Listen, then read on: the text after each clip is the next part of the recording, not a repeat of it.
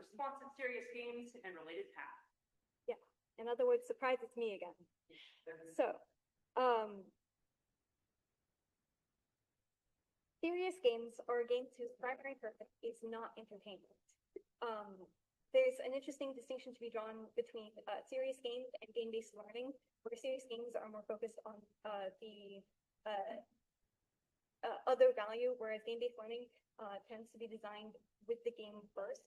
However, I am going to use serious games as an umbrella term for the purposes of this talk, as the core idea of both of them is how do we couple these two things together, games and some benefit, usually learning. And people spend a lot of time playing games. If we can find a way to get some benefit out of that, there is huge potential there for a good outcome. And there's a lot of existing work in the area, like tons. People have developed serious games to teach science, healthcare, engineering. This is in no way an extensive or a complete list. It's not exhaustive.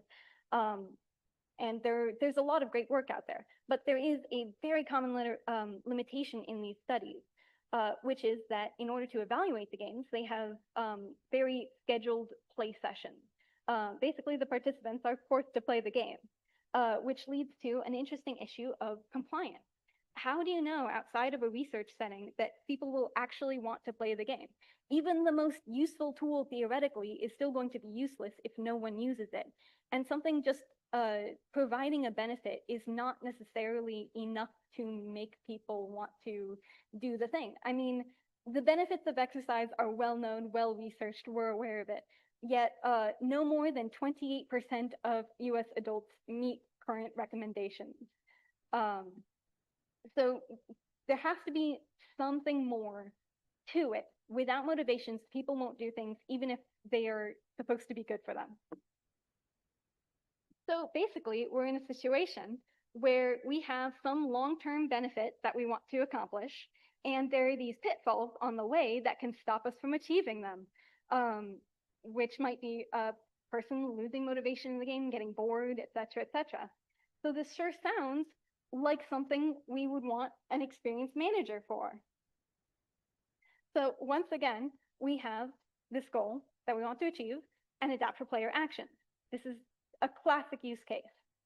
So what do we need to do to apply a tool like the Adversarial Experience Manager to a problem like this? There are a few things. So first of all, we need to expand AEM to get a more flexible system for us. Currently, it's restricted to turn-based games, for example, and that's not necessarily the best framework for all teaching environments.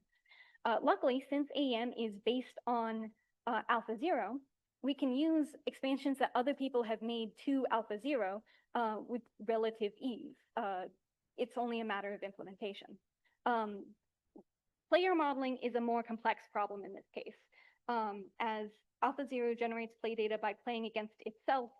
How we model loss states in this case is more complicated, which remains an open question for us now. However, once we have validated a way to replicate those states, it's a matter of doing a human subjects test that evaluates how much people are willing to play the game and how much they get out of it in a research setting, but without forcing them to play a certain amount. So all these things gone according to plan, we hope to conclude that AEM can be used as an effective tool for serious games applications. And that's